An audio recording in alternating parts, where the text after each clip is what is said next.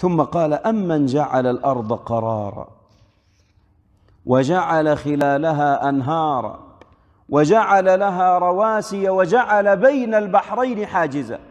طيب السماء لا نراها إلا سقفا ونرى فيها النجوم ونرى الماء وهو يتساقط حينما يأتي المطر، لكن الأرض نحن عليها فنرى فيها أشياء كثيرة، ولذلك عدد الله عز وجل كثيرا من الأشياء الموجودة في الأرض فقال: أمن جعل الأرض قرارا، جعلها قارة ساكنة ثابتة لا تميد بأهلها ولا تتحرك بهم فتكون أو فيحدث لها رجفة فتدمر الناس من عليها.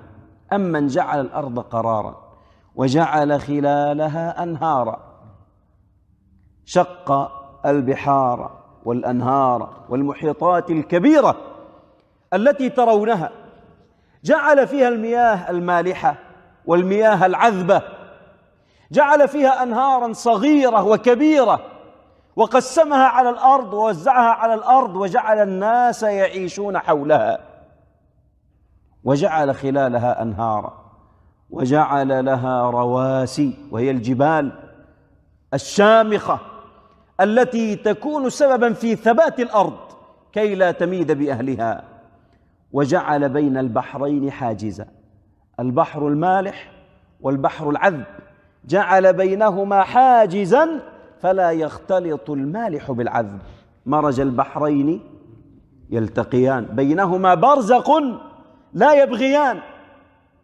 لا يأتي الماء المالح على الماء العذب ولا الماء العذب على الماء المالح، لا يبغيان، لا يبغي أحدهما على الآخر.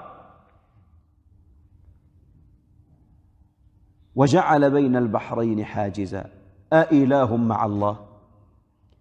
هل هناك إله معه يفعل ذلك؟ هل هناك إله معه تصرف له العبادة؟ أإله مع الله؟